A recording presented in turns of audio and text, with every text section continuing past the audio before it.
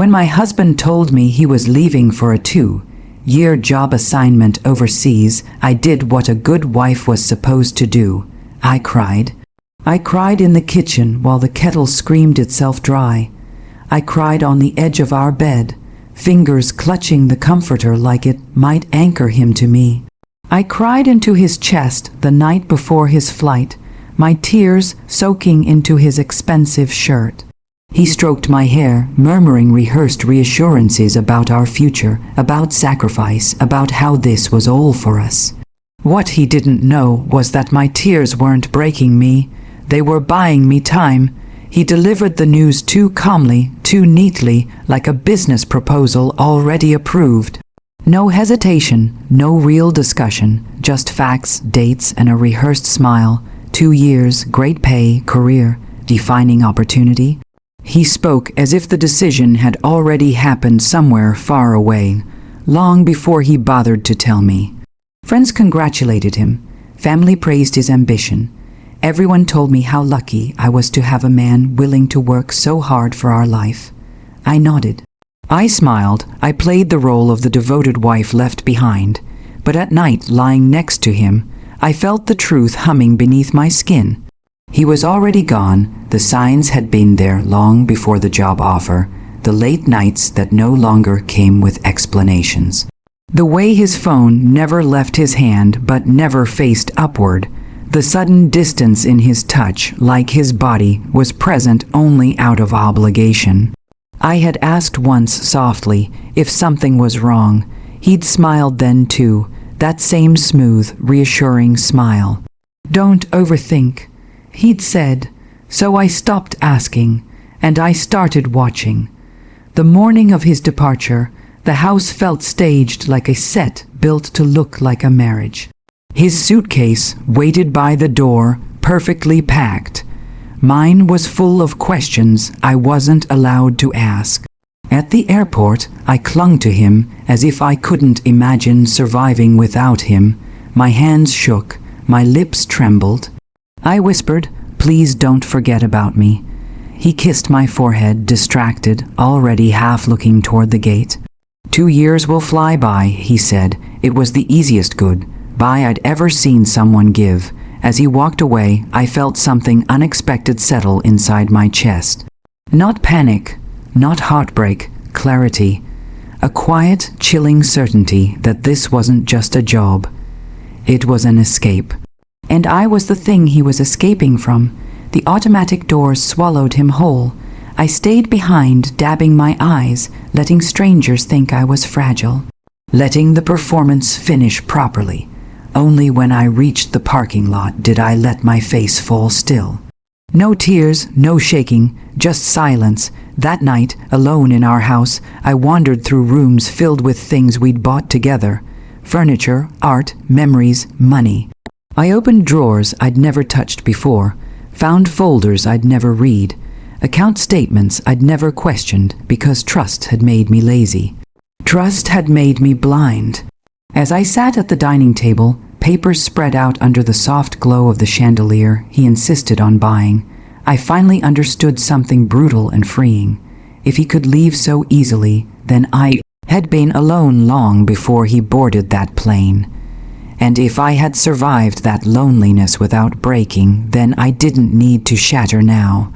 Somewhere over the ocean, my husband believed he'd left behind a crying wife who would wait patiently for 2 years. He believed the life we built would remain untouched, frozen in place, obedient. I let him believe that. Because sometimes the most convincing tears are the ones you shed right before you stop crying forever. Crying sparkles. At first I counted the days. I marked them on the calendar like a loyal wife should, little X's in neat ink, each one meant to bring me closer to him.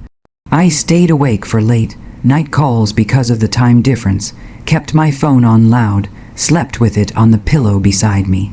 When it buzzed, my heart jumped the way it used to when love felt safe, but something was wrong. His calls grew shorter, his voice flatter. He spoke at me, not to me. Conversations became updates instead of connections. Weather, work, generic promises, never missing me the way I missed him. never asking how quiet the house felt without him. Sometimes he forgot to call at all. When I mentioned it gently, he sighed like I was a chore. "You're overthinking again," he said. There was that phrase, the one that used to shut me up, but distance sharpens vision. I started noticing how carefully he avoided video calls, how his camera always angled toward a blank wall, how his messages came at odd hours, too polished, too consistent, like they were written in advance.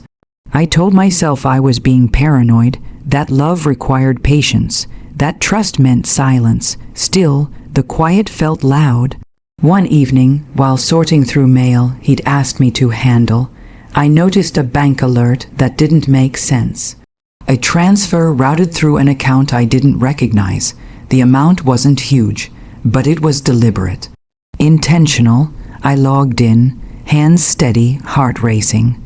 That was the moment curiosity replaced denial. I found more discrepancies the deeper I looked.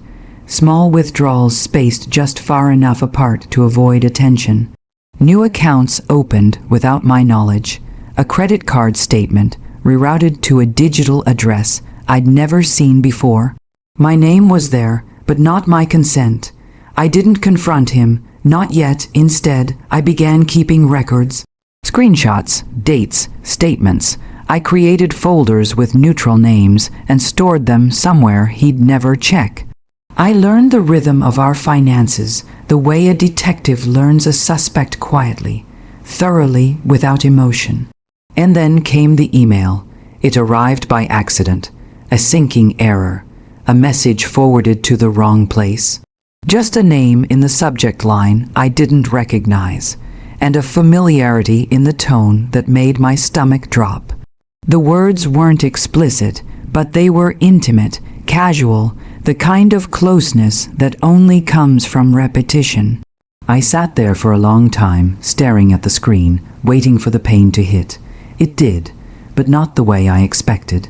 There was no dramatic collapse, no sobbing on the floor, just a slow, spreading ache followed by something colder.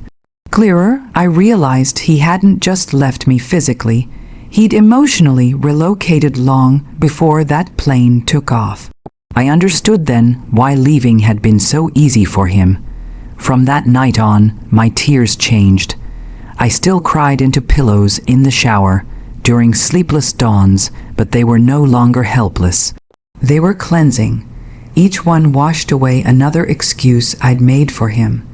I stopped defending him to friends, stopped making up reasons for his absence. I stopped waiting by the phone. Instead, I educated myself. I researched.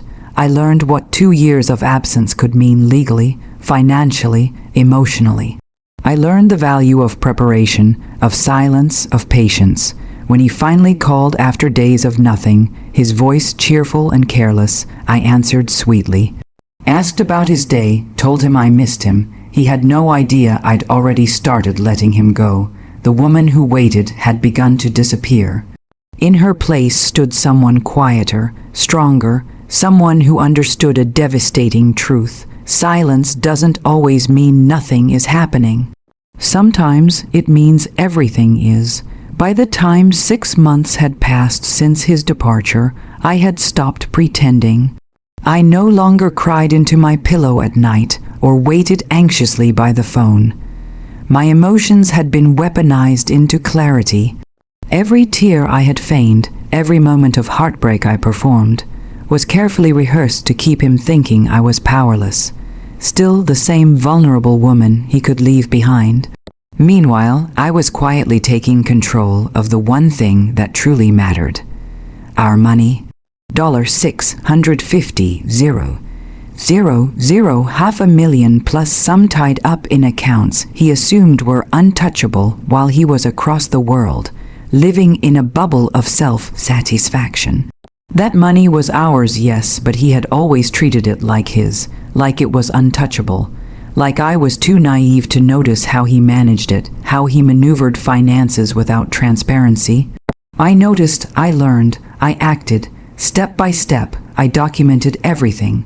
Account numbers, investment portfolios, joint ownerships, signatures, statements. I found small loopholes in the paperwork he had carelessly ignored. Each discovery felt like a tiny victory, proof that while he was off chasing a career, I had been quietly building the map to reclaim my life. Then came the turning point. I met with a lawyer just once.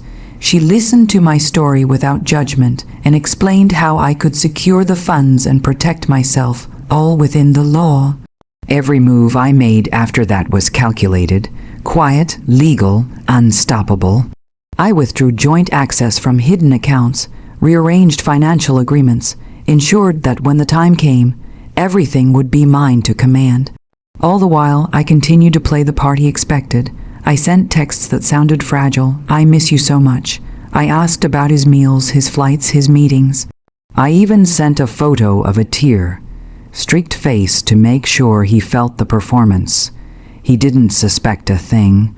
He was too self-absorbed, too confident in the illusion that I would wait patiently, forever faithful, forever broken. And then the day came. I filed for divorce, not in anger, not in a rage fueled by betrayal.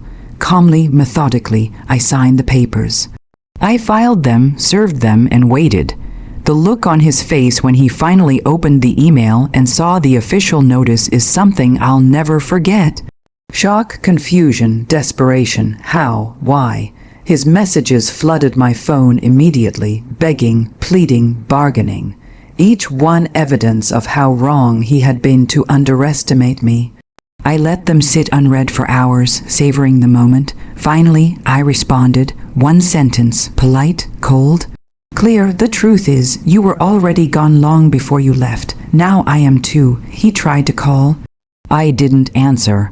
I transferred the $650K, every cent legally mine, every cent a silent lecture in patience, intelligence, and restraint. Money is more than currency. It is proof that I could turn betrayal into empowerment, proof that I could remain composed while reclaiming my worth, proof that he underestimated not just me, but my capacity to survive, to strategize, and to rise. In the weeks after, I walked through our home differently. I unpacked boxes he had left behind with careless disinterest. I arranged furniture not around him, but around me. I closed doors on memories that weren't mine to keep and opened doors to the life I had been planning quietly, behind the facade of tears and longing. He called again, this time frantic. He pleaded for explanations. He tried charm, guilt, and the remnants of authority he once wielded so confidently.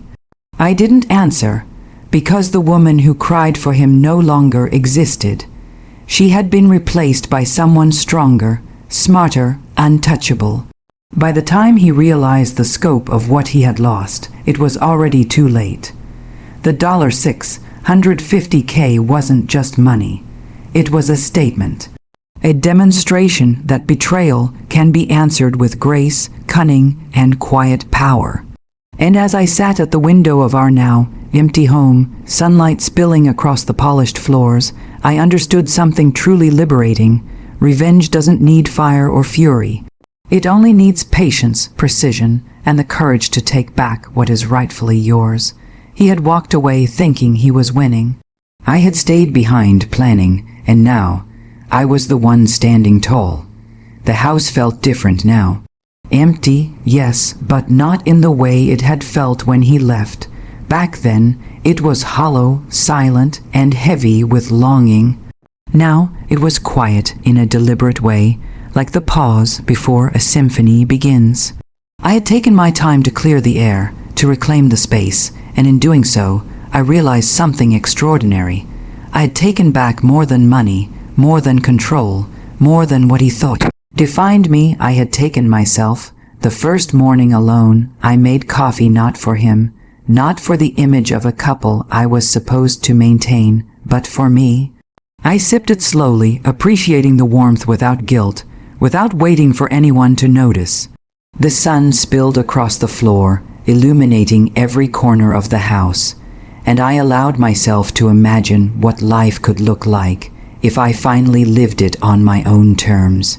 I felt a thrill I hadn't experienced in years, a sense of freedom, unhurried and unapologetic. The truth is, revenge had never really been about him. It had been about me. Every calculated step I had taken, the careful documentation of finances, the feigned tears, the divorce filing had been a lesson in reclaiming power I didn't know I had. And now, with the $650K secure and the divorce final, I could feel it. The invisible weight of expectation, obligation, and fear lifting from my shoulders. I began to rebuild, slowly, deliberately. I found a new apartment, smaller but brighter, filled with furniture I chose for myself, art I loved, colors I craved. I filled shelves with books I had never had time to read, albums that made me laugh, paintings that reminded me of the person I used to be before life had required me to cry for someone else. Each detail was a declaration. I am mine again. Friends noticed the change immediately.